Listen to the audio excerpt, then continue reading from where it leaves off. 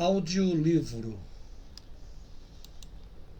Contribuição à crítica da história da mineração brasileira. Autor: João César de Freitas Pinheiro. Introdução. Nenhum tempo é chave que abre ou tranca outro tempo. O tempo é simplesmente um espaço-tempo constantemente mutante, que serve de panorama pontual para dele se interpretar uma narrativa que se chama precariamente história.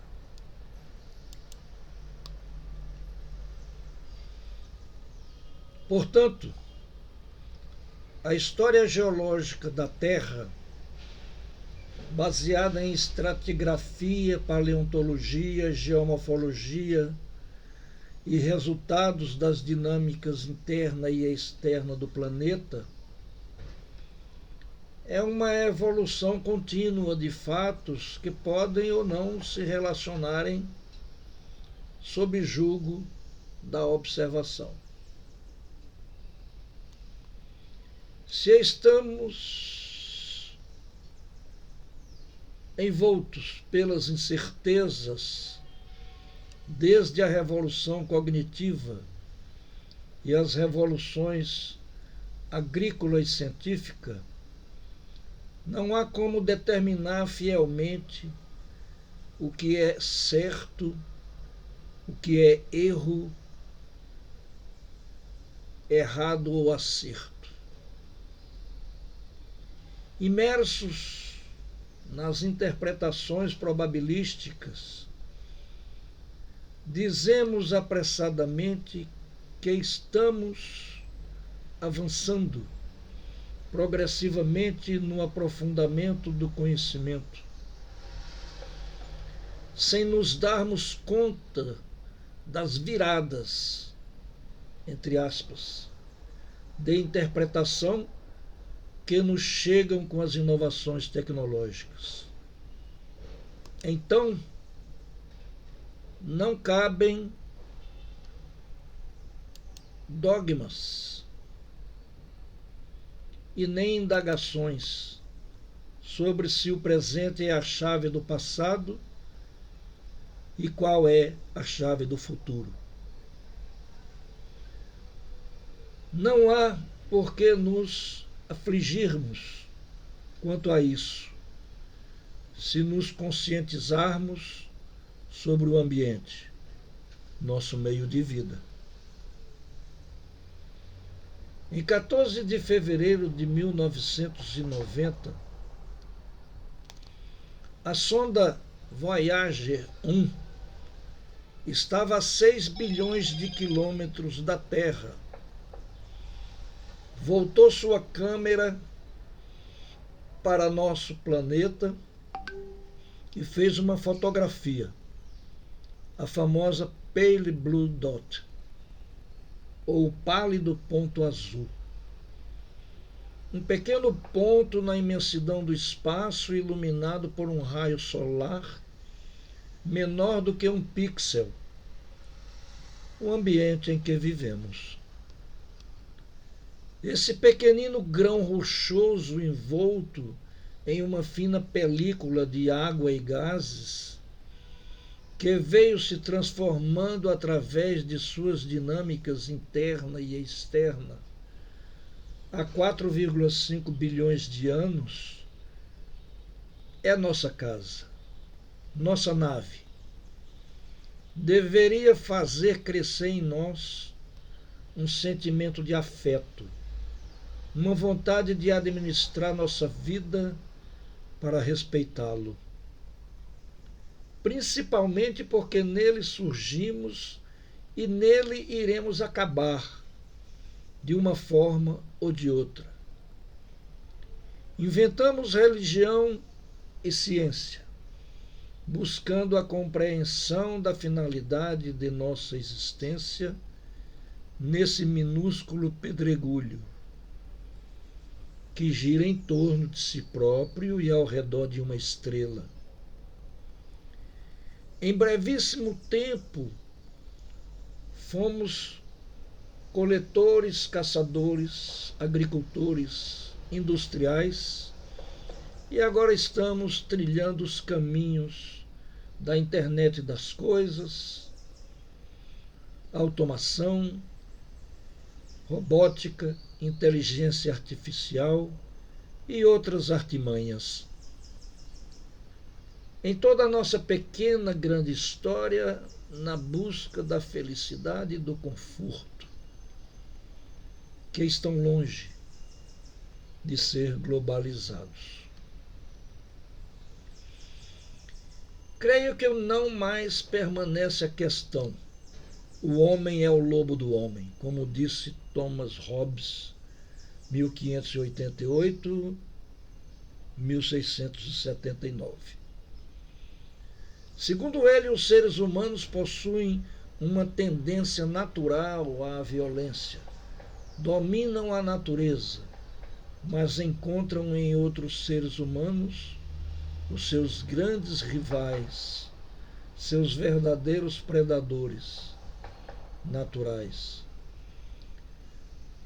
Uma visão bem cruel do nosso caráter de indivíduos em estado de natureza, desconfiados uns dos outros, em disputas eternas, gerando mortandade.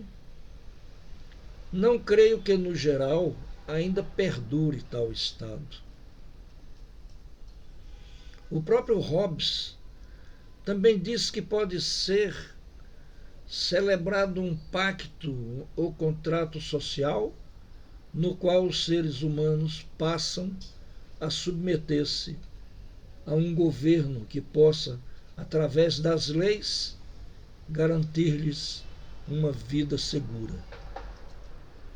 300 milênios nos trouxeram da revolução cognitiva até Hobbes, John Locke, 1632-1704, pai do liberalismo, Jean-Jacques Rousseau, 1712-1778, o homem nasce bom e a sociedade o corrompe, e Karl Marx, 1818-1883, concepção materialista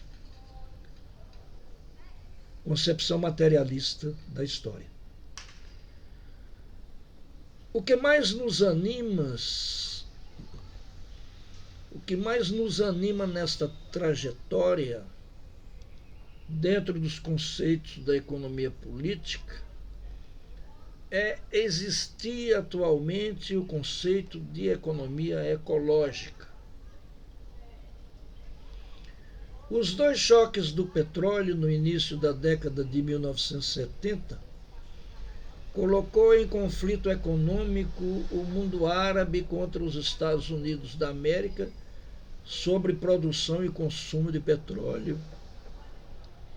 Emergiu com mais vigor a discussão iniciada no Clube de Roma, limites do crescimento, sobre a questão ambiental.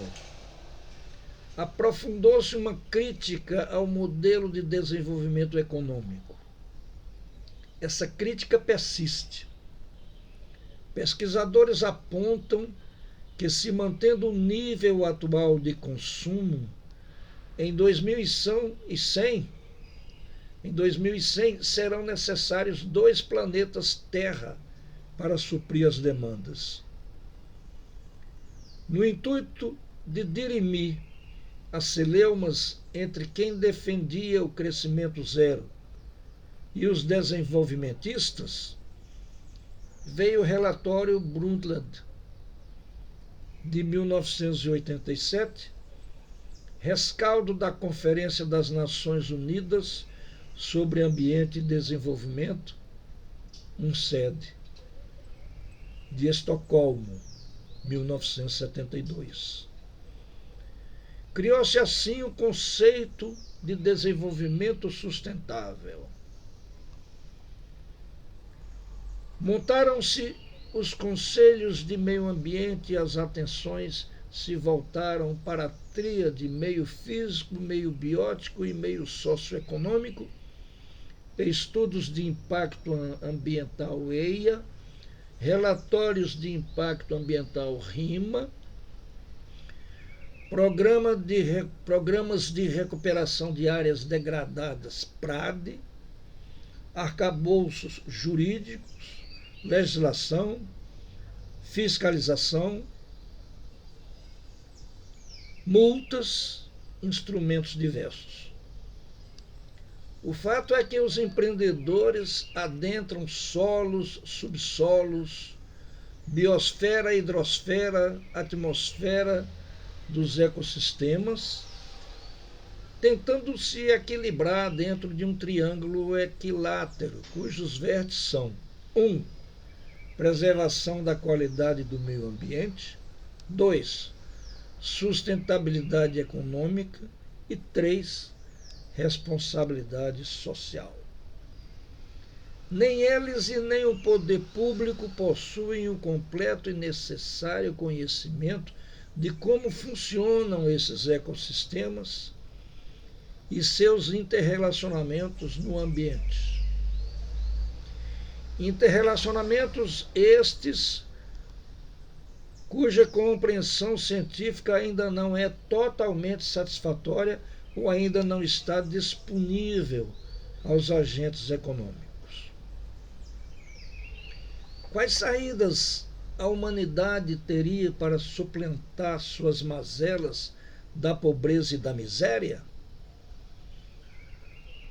Buscar soluções na filosofia, nas ciências humanas e sociais, nas geociências, nas ciências exatas, nas ciências biológicas, na política e na adoção das inovações tecnológicas, respeitando as tecnologias includentes de variadas culturas e a aplicação de recursos com maximização da qualidade de vida. Não existe um vazio na literatura técnica da mineração, desde a Carta de Pero Vaz de Caminhas, uma interpretação histórica da cultura ocidental cristã nos anos de 1500. Se os ibéricos vieram pelo Pacífico antes, pouco importa. Os portugueses se apossaram do território, submeteram as populações originais e começaram a fazer mercado de pau-brasil. O rebanho dos conservadores ortodoxos denomina ciclos de desenvolvimento o que chamamos de ciclos de destruição.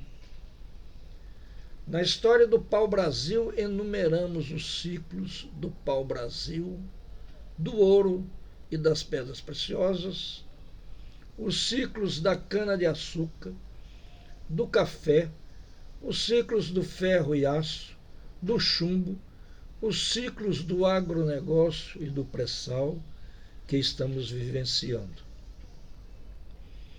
Todos são marcados pela subserviência às economias centrais do capitalismo, pela ignorância, intolerância, repressão, pelo trabalho escravo e extrativismo das riquezas minerais e das pessoas. Cada ciclo tem o seu período histórico na caminhada espiralada do capitalismo, do seu ponto de partida do sistema de produção para o sistema financeiro.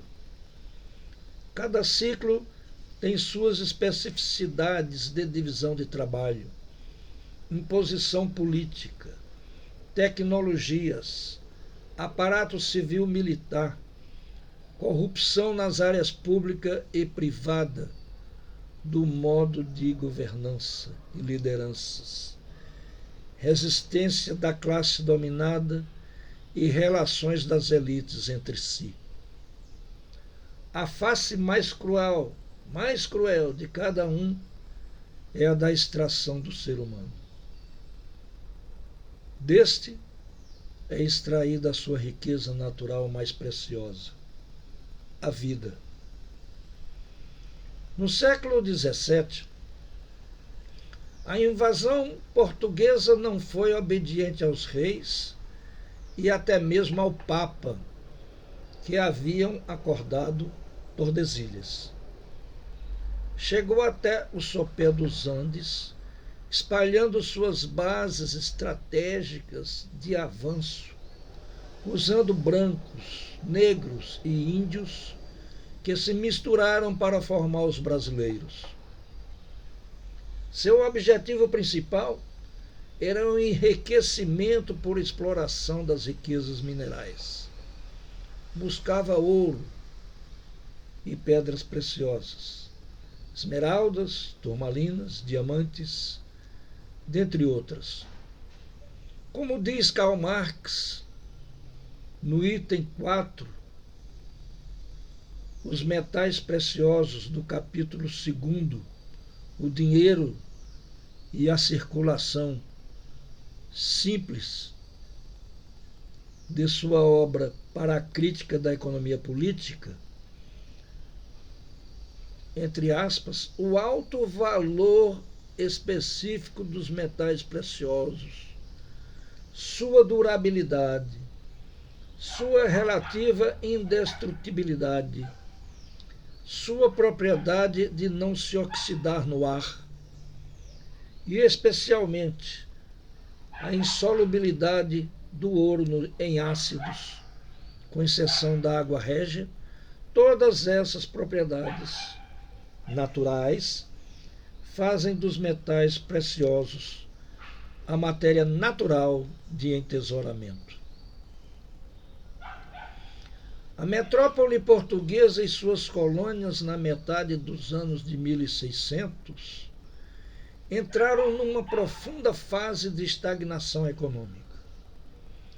Isso porque a lavoura açucareira do Nordeste brasileiro não se apresentava mais tão rentável para a classe dominante. O mercado internacional dos produtos tropicais, como o açúcar, estava atravessando um período turbulento devido a uma desenfreada competição entre as nações colonialistas. Assim, tanto a coroa portuguesa como as elites colonizadoras brasileiras compreenderam que o único recurso para manter seus ganhos e a dominação político-econômica era descobrir e extrair metais preciosos do solo e subsolo. Assim, a partir da capitania de São Vicente, São Paulo, já com um insuportável índice de pobreza, a elite passou a investir no bandeirismo para organizar a busca de riquezas minerais ocultas no sertão. O governo de Lisboa, fugindo do colapso econômico, estimulou os bandeirantes e fomentou a prospecção aurífera. Bancou uma relativa ajuda técnica e prometeu honrarias, cargos e patentes militares para aqueles que conseguissem sucesso nas expedições exploratórias. Vieram as expedições vicentinas, que inauguraram o ciclo do ouro, as de Garcia Rodrigues Paz, as de Antônio Rodrigues Arazão, que partiu de Taubaté em 1693 e encontrou metais preciosos na região do Rio Casca, em Minas Gerais. Esta descoberta foi imediatamente comunicada ao governador Sebastião de Castro Caldas, que do Rio de Janeiro transmitiu o fato a Lisboa. Os bandeirantes foram responsáveis pela escravização e morte de centenas de milhares de índios. Houve 3 tipos de bandeiras: a do apresador, para capturar índios a serem vendidos como escravos; a do prospector, em busca de pedras preciosas e metais raros; a do sertanismo de contrato, que combatia índios e negros nos quilombos, todos compostas por facínoras, celebrados nos monumentos das cidades de São Paulo e Goiás, como heróis brasileiros: Antônio Jorge Velho, Manuel Preto, Antônio Raposo Tavares, Fernão Dias Pais Leme, Bartolomeu Bueno de Siqueira, dentre outros. Todos, sem exceção, cruéis personagens que enlameiam a história do Brasil. Assim, em meio ao aviltamento da justiça social, nasceu, cresceu e vive o setor mineral brasileiro. Nessa época foram fundadas Sabará, Vila Rica, Ouro Preto, né? São João del Rei, em Minas Gerais; Pilar de Goiás, em Goiás; Vila Boa, São Pedro, Cáceres e Cuiabá, nas cabeceiras do rio Xingu, em Mato Grosso. Nas primeiras décadas dos anos de 1700, ocorreram violentas lutas entre paulistas e portugueses pela posse das minas na região das Gerais. A famosa Guerra dos Emboabas. Partindo de Sorocaba, em 1719, Pascoal Moreira Cabral descobriu as ocorrências do ouro em Cuiabá.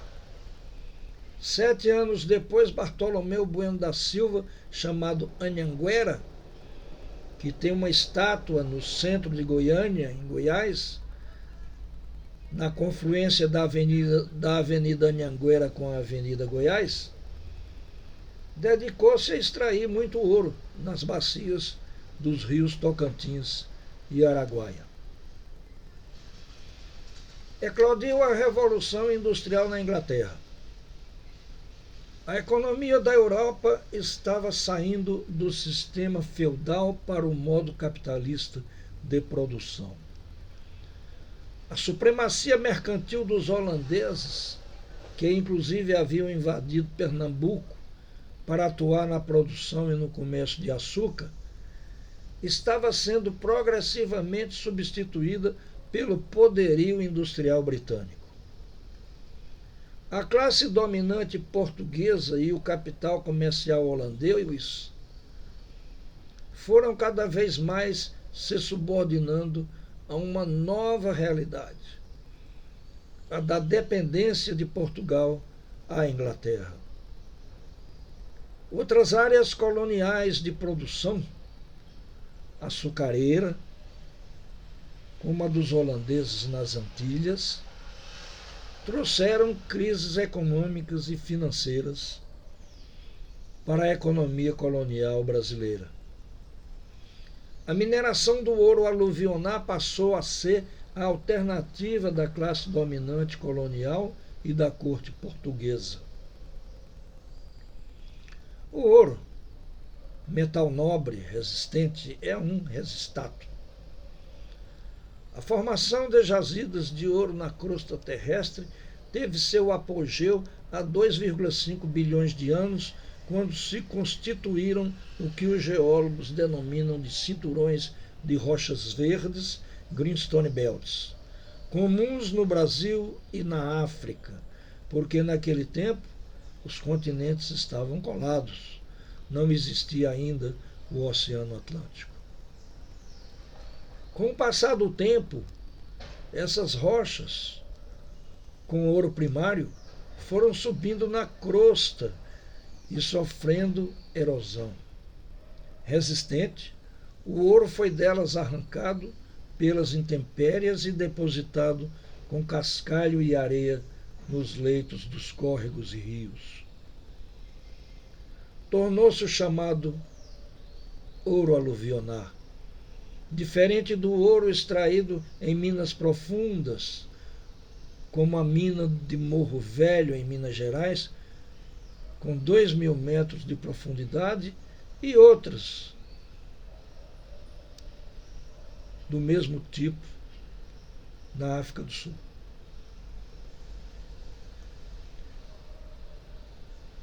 A mineração colonial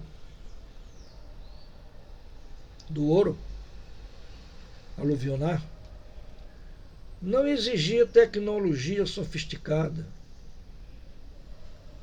apenas bateia e braços capacitados para o bateamento. Dispensava mão de obra especializada. Ocorria no interior do Brasil e exigia vias de circulação entre as jazidas e o litoral. Obrigava ao contínuo deslocamento dos mineradores, porque as jazidas se exauriam rapidamente. Não demandava altos investimentos de capital e o braço escravo africano era relativamente barato em relação à característica econômica. Desculpem.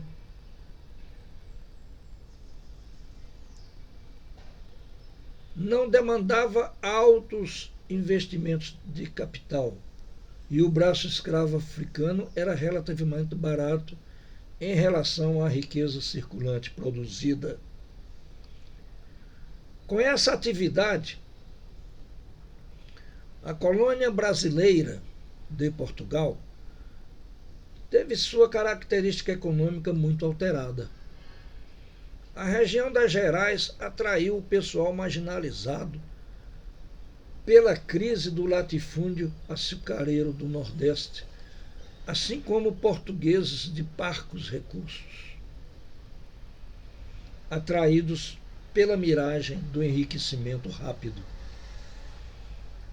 O centro-sul da colônia foi sendo ocupado pelos mineradores. De início, foram se aglomerando em São João del Rei, Vila Rica, Mariana, Caeté, Sabará, Vila do Príncipe e Arraial do Tijuco, Diamantina, onde foram descobertos diamantes aluvionares. Depois concentraram-se em minas do Rio Verde, minas do Paracatu, minas do Itajubá e Minas Novas. Por fim, as de Mato Grosso e Goiás. Muitas dessas aglomerações em vários estados tornaram-se cidades fantasmas, com o esgotamento do ouro, como, por exemplo, a de Caldeiras, na Bahia. A propriedade da terra perdeu sua importância. Só o ouro era dotado de valor.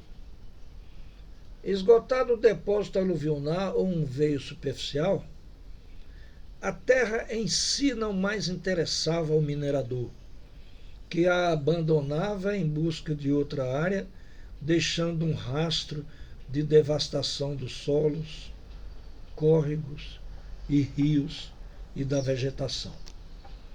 Para amalgamar o ouro no fundo da bateia, muito do mercúrio usado acabou envenenando os solos, a água, a fauna e a flora.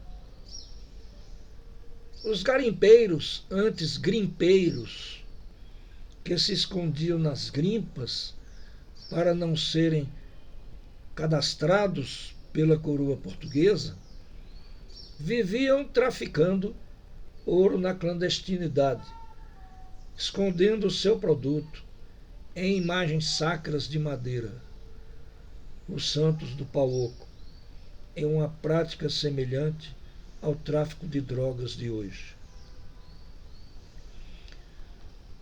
A capacidade aquisitiva do minerador, maior do que a do latifundiário, provocou extraordinária valorização da mão de obra escrava. Ao contrário da região açucareira, caracterizada com um pequeno número de grandes empresas, os latifúndios da região mineradora, quer dizer, de grandes empresas, ou seja, os latifúndios, a região mineradora, ao contrário, registrou rápida proliferação de pequenas empresas poluidoras. A destruição das riquezas naturais brasileiras espraiou-se nos sertões e pelo interior do Brasil. No ciclo do ouro, atividade altamente especializada e de extrema lucratividade, desconhecia-se a existência de empreendimentos econômicos secundários ou acessórios. Estabeleceu-se um sofisticado sistema de trocas comerciais entre as regiões auríferas e áreas distantes encarregadas da produção dos artigos necessários à subsistência dos moradores nas minas. Uma rede de circulação terrestre de tropeiros unia as minas de São Paulo ao Rio de Janeiro e outros centros.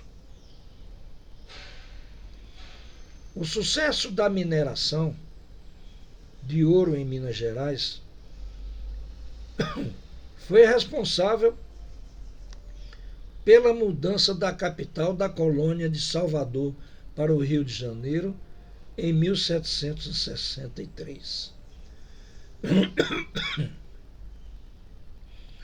O alto volume de riqueza circulante gerado pela mineração, os conflitos em torno da posse das minas e os interesses tributários da corte portuguesa fizeram crescer um aparelho burocrático administrativo na região das Minas Gerais. Foram montados aparatos fiscais, militares e judiciais portugueses na região. Multiplicaram-se as medidas restritivas à economia brasileira impostas pelo Pacto Colonial.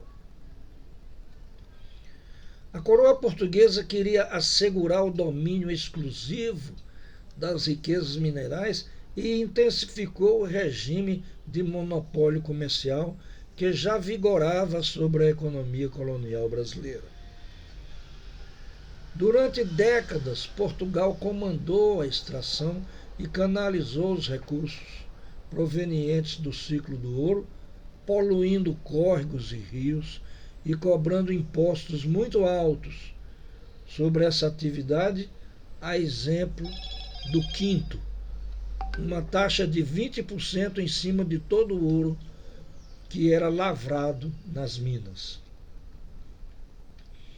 Outros impostos foram cobrados sobre o ouro extraído no Brasil, como a derrama, uma cota de cerca de 1.500 quilos de ouro anualmente, como meta a ser atingida pela colônia.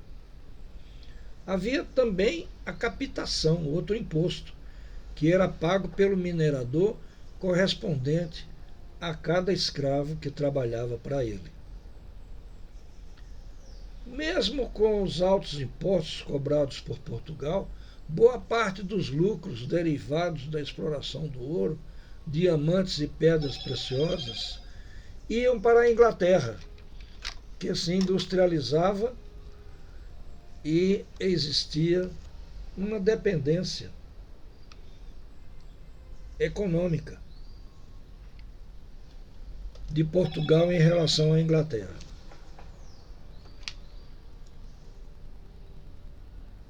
Deixa eu desligar esse celular que está fazendo barulho aqui. Desculpem. Então existia uma dependência econômica de Portugal em relação à Inglaterra, que se expressava claramente no Tratado de Methuen. O crescimento excepcional do fluxo de mercadorias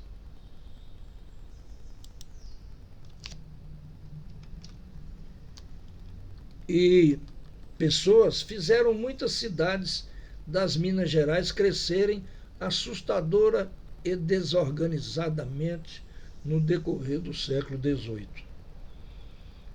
Os capitalistas chamam esse crescimento desarmônico, marca indelével do setor mineral brasileiro, sem saldo organizativo, social e emancipador para as massas, de bom desenvolvimento econômico. Essa não é uma característica somente do ciclo do ouro, mas também de todos os ciclos de destruição que estamos citando, até os que atualmente estão vivenciados, como o do agronegócio e do pré-sal. Naquele tempo, Mariana, Tiradentes e Ouro Preto tornaram-se grandes cidades de classe mundial. Ouro Preto era mais populosa do que Paris. A agricultura e a pecuária também tiveram o crescimento favorecido pelo processo da ocupação das terras ricas em minérios.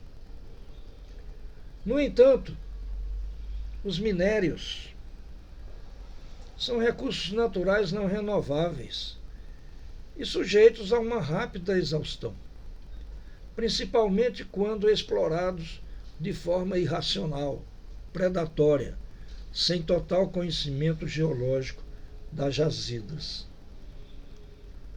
As jazidas aluvionais são como filé mignon, de alto teor de ouro, em comparação com as de veios que se aprofundam no interior da crosta terrestre. Uma atitude extremamente rentável é aproveitar uma jazida com teor de ouro em pepita de 20 a 30 gramas por tonelada. Pepitas enormes, de 20 a 30 gramas por tonelada, no aluvião, lavado e bateado. Outra coisa é aproveitar uma jazida de um veio situada a 2.000 metros de profundidade, com teor de ouro muito fino, de 7 gramas por tonelada, de rocha desmontada, como a da mina de Morro Velho, em Nova Lima, Minas Gerais, que está esgotada praticamente.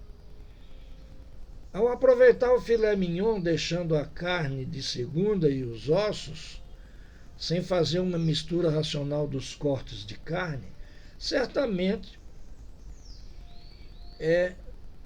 essa atividade mineradora irá contabilizar prejuízos. No caso da mineração, prejuízos atuais e para gerações futuras, legados pela exaustão acelerada das jazidas com sérios danos ambientais. Um rastro de destruição semelhante à passagem de uma nuvem de gafanhotos. Existe o conto do vigário. Como o conto do vigário, um crime vigente, com o aproveitamento de ouro em Paracatu, Minas Gerais, por exemplo.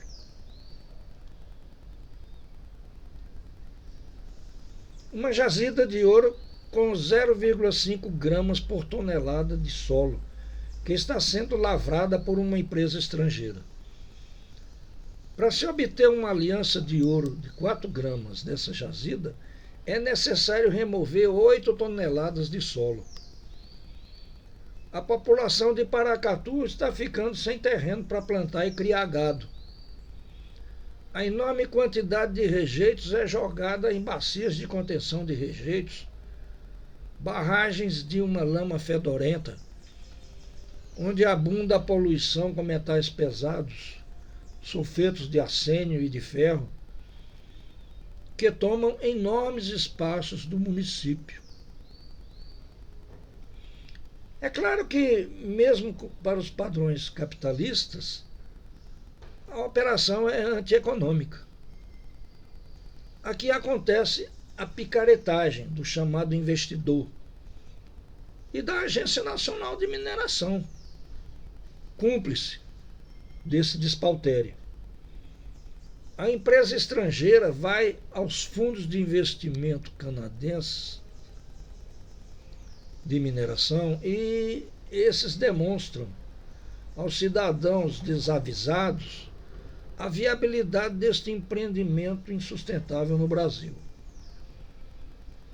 Eles investem todos os anos a quantia a ser resgatada em suas futuras aposentadorias.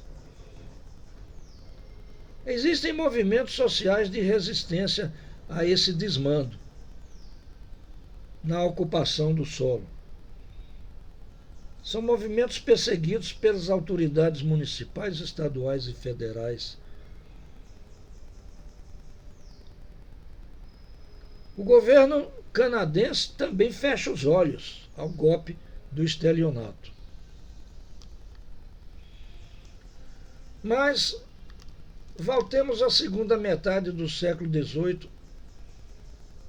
O ouro foi se exaurindo nas aluviões. Entretanto, Portugal manteve a mesma cobrança dos impostos sobre o metal.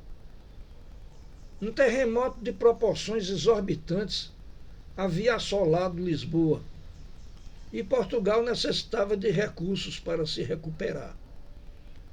Daí decretou a derrama. A intensa fiscalização e as punições deixaram a população muito revoltada. Veio a Guerra dos Emboabas, em Minas Gerais. Entre 1707 e 1709, com os paulistas brigando com os portugueses pelo direito de explorar as minas das Gerais. Os paulistas queriam ter mais direito sobre o ouro que haviam prospectado e detectado. Os portugueses, chamados de forasteiros, queriam o total direito de exploração e formavam comunidades dentro das áreas já habitadas pelos paulistas. Veio depois a revolta de Vila Rica, em 1720, liderada por Felipe dos Santos, que foi fruto da insatisfação popular. Comerciantes e proprietários contrários à rigidez da fiscalização portuguesa, aos impostos altos e às punições. A mais expressiva dessas revoltas foi a Inconfidência Mineira, a Conjuração Mineira, que aconteceu em 1789 com uma clara intenção de separar o Brasil de Portugal. As elites econômicas e boa parcela da população se empolgaram com as ideias iluministas de liberdade e se insurgiram contra a derrama e a proibição da instalação de fábricas no território brasileiro. Na realidade, houve um sentimento nativista e certa inspiração na independência dos Estados Unidos da América, de 1776, e na Revolução Francesa, que ocorreu em 1789. Antes, ainda no reinado de Dom José I, entre 1750 e 1777, eclodiram inconfidências em locais isolados de Minas Gerais. A de Curvelo, de 1760 e 1763, a de Mariana, em 1769, a de Sabará em 1775 e a de Novo Curvelo em 1776. Eram manifestações violentas, com o povo na rua, arruaças, vivas à liberdade e referência a apoios de outras potências colonizadoras. A Conjuração Baiana, que ficou conhecida como Revolta dos Alfaiates, na capitania da Bahia, em 1789, diferentemente dessas manifestações, era mais organizada. Tinha caráter emancipacionista. Conseguia obter com mais participação do povo.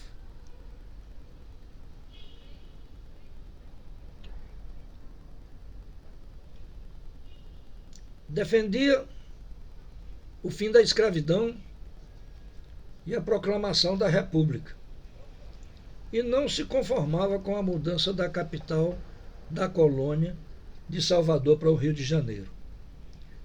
Logicamente, colocava-se firmemente contra os altos impostos, a concentração da propriedade das terras e outras imposições de Portugal.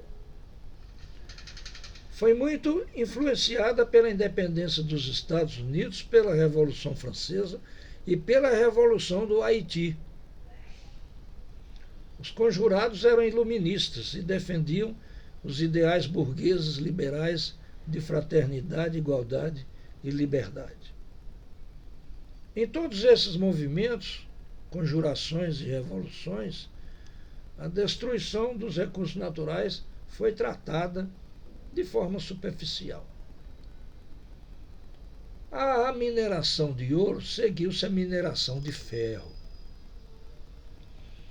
Os fatos históricos relevantes remontam ao século XVI. Vejamos.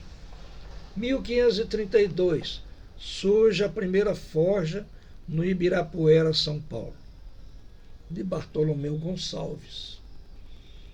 1589, Afonso Sardinha, pai e filho, descobrem a ocorrência de magnetita, mineral de ferro, no morro de Araçoiaba, em Sorocaba, São Paulo. Em 1590, os Sardinha montaram a primeira fábrica de ferro no Brasil, no morro de Araçoiaba, que funcionou até 1616. Em 1682, houve um restabelecimento da fundação do Morro de Araçoiaba.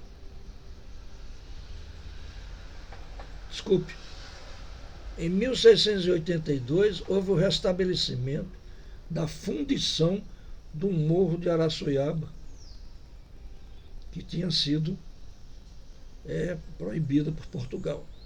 Em 1702, Arthur de Sá Menezes identificou camadas de minério de ferro em Minas Gerais. Em 1763, o Arsenal da Marinha monta oficinas de fundição no Rio de Janeiro. Em 1785, Dona Maria a Louca proíbe as fábricas na colônia. E em 1795, Dom João VI, ainda príncipe regente, libera a instalação de fábricas no Brasil. O temor da invasão francesa levou Dom João VI a seguir o conselho do Conde de Linhares, seu ministro da Marinha e Ultramar, mandando buscar especialistas em fundição na Alemanha para reanimar fornos de ferro-gusa em Foz d'Auge, Figueiró dos Vinhos, e em 1803 chegam a Portugal os doutos Eschwege, Van Hagen, Feldner e outros, que se mudaram para o Brasil em 1808, acompanhando a corte portuguesa. Aqui no Brasil, o Conde de Linhares, que tinha como assessor o mineralogista José Bonifácio de Andrada e Silva, tornou-se ministro dos Negócios Estrangeiros e da Guerra. Seu ministério incentivou a montagem da Real Fábrica de Ferro de São João de Ipanema,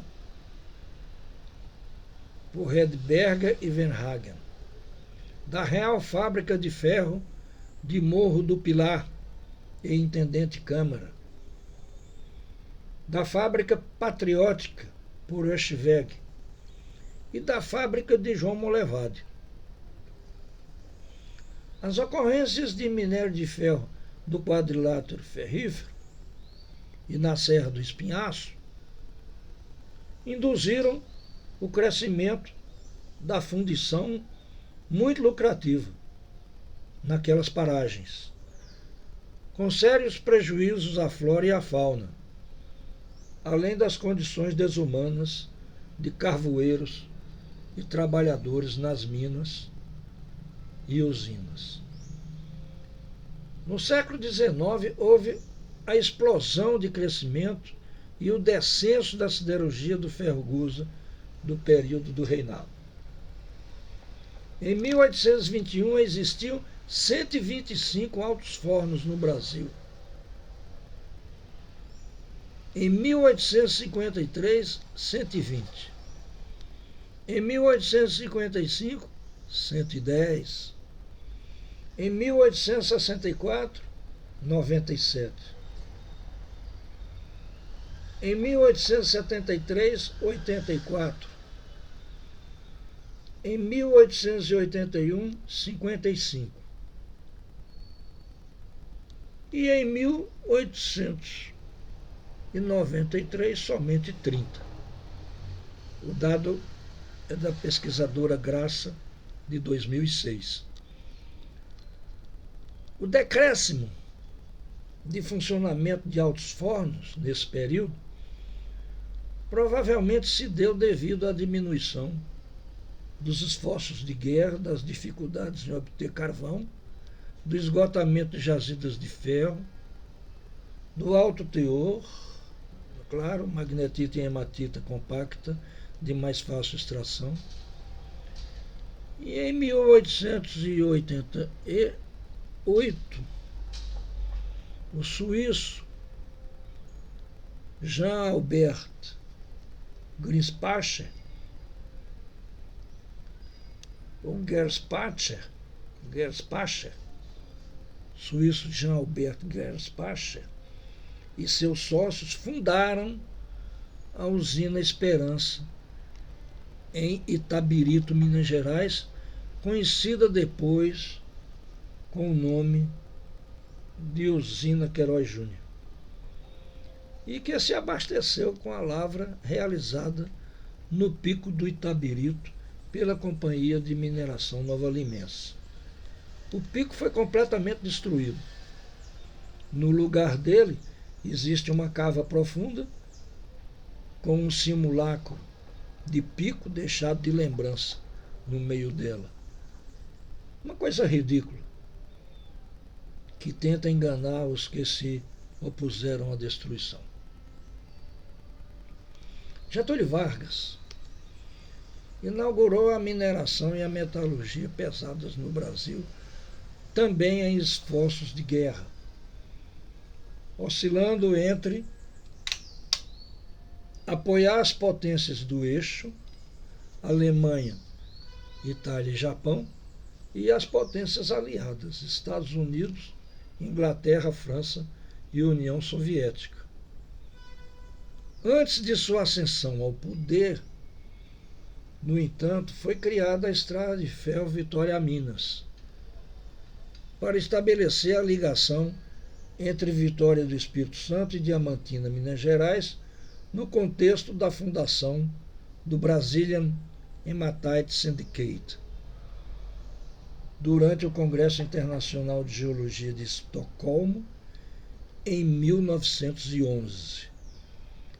O Brazilian Hematite Syndicate foi reorganizada em 1913 como Itabira Iron Ore Company, por Percival Farquhar, antes da criação da Brazilian Iron Steel Company, de capital estadunidense. Em 1913, também se deu a criação do Deutsche Luxemburgische Bergwerks and Gesellschaft. Ferro e carvão Ferteco, esse nome todo aí em alemão. Tanto os Estados Unidos como a Alemanha, mesmo antes da Primeira Guerra Mundial, já tinham planos estratégicos para aproveitar o minério de ferro brasileiro de Minas Gerais em seus esforços de industrialização e guerra. Na mesa do jogo internacional, blefando, o risível ditador brasileiro, em 1937, impediu estrangeiros, entre aspas, de explorarem jazidas minerais brasileiras, como se tivesse o poder de evitar a intervenção, a expoliação e lavra predatória. Era um modus operandi de uma nova relação que incluía o Export-Import Bank of the United States, Exim Bank, dos Estados Unidos, de forma privilegiada. Na Guerra Mundial, o ferro e o aço brasileiros eram estratégicos, tanto pela alta qualidade dos minérios, como pela logística já instalada de um complexo mina-ferrovia-porto. Os aliados sabiam que Hitler, sem acesso a jazidas brasileiras, tinha somente a fonte sueca da jazida de Kirunavara para suprir suas siderúrgicas voltadas à fabricação de canhões e tanques de guerra. Consolidada a aliança com os Estados Unidos no esforço de guerra, uma nova onda do ciclo do ferro espalhou-se nas Minas Gerais. Em 1939 foi criada a Sociedade Anônima Mineradora Trindade Samitre, comprada em 1952 pela Belgo Mineira. Em 1940, a estrada de ferro Vitória-Minas chega em Itabira e leva o primeiro trem com minério a Vitória. Ainda em 1940, houve a criação da Companhia Brasileira de Mineração e Siderurgia, com direito de acesso às minas da Itabira Iron Company. Em 1941 foi criada a Companhia Siderúrgica Nacional, a CSN, e em 1º de junho de 1942, Getúlio também criou a Companhia Vale do Rio Doce, CVRD. Ainda em 1942, quando o cearense Juarez Távora, então ministro da Agricultura de Getúlio, criou o Código de Mineração, separando a propriedade do solo da propriedade do subsolo, foi criada a Indústria e Comércio de Minérios S.A., ICOME, do empresário Augusto Trajano de Azevedo Antunes, para extrair manganês na Serra do Navio Amapá, todo levado embora para dessulfurar aço nos Estados Unidos. Em 1944 foi fundada em Timóteo a Aços Especiais Itabira, a CESITA, pertencente a Amintas Jacques de Moraes, Percival Farquhar e Atos Lemos de Rache, dentro das embusteiras normas de atuação do capital estrangeiro na mineração e metalurgia. Essas iniciativas do primeiro quinquênio dos anos de 1940 mais depredadoras do que benfazejas para os brasileiros, foram todas vinculadas ao esforço de guerra dos aliados e aos interesses de suas empresas. Equivocaram-se os comunistas brasileiros daquela época, alinhados com os stalinistas da União das Repúblicas Socialistas Soviéticas, URSS, indo às ruas para ajudar Getúlio a encaminhar à morte os pracinhas que lutaram em Monte Castelo e outras batalhas na Itália contra o neofascismo, nazifascismo, desculpe. Neofascismo é o de hoje, de Bolsonaro. Essa luta contra o nazifascismo deveria ter sido interna, optando pela verdadeira nacionalização da mineração e da metalurgia contra as empresas do eixo e as dos aliados, assegurando soberania aos brasileiros sobre os seus recursos minerais para a construção da sua sociedade socialista. Erraram Prestes e os comunistas ao se aliarem a Getúlio, que enviou Olga Benário, grávida, para morrer nas mãos dos nazistas. Foi enganado o povo que foi às ruas solicitar para que o Brasil entrasse na guerra, com a palavra de ordem nacionalista do ditador, quando na realidade talvez fosse a hora de se construir o socialismo em um movimento nacionalista de fato e de direita. Aliás, desculpe, construir o socialismo em um movimento nacionalista de fato e de direito. Observar adequadamente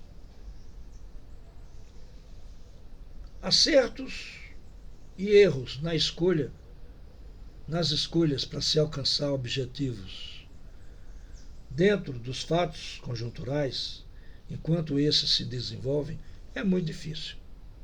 Às vezes até impossível. Mas, ao distante historiador, é permitido. É uma obrigação intelectual de militância na profissão. Daí não se permitir evocar julgamentos com petulante severidade que bravos comunistas da época, mas sem deixar de apontar caminhos ora descobertos.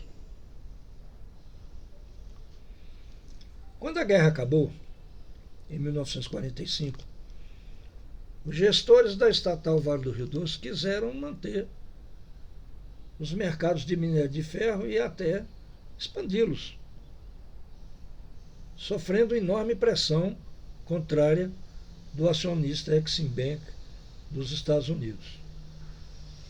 Para os aliados, o papel da economia mineral brasileira já havia sido cumprido. Restava ao Brasil recolher-se a sua insignificância nos esforços de reconstrução da Europa, principalmente da Alemanha. Após escondidas negociações, os diretores do Exim Bank afastaram-se da Vale e esta começou sua escalada de produção e exportação, que até hoje continua, principalmente depois que foi privatizada. Os líderes e movimentos de esquerda patinaram na busca pela Revolução Brasileira, vislumbrando muito menos o setor minero-metalúrgico e o petróleo do que o campesinato, sem organizarem a base popular com informação e formação estratégicas desde os tempos de Getúlio.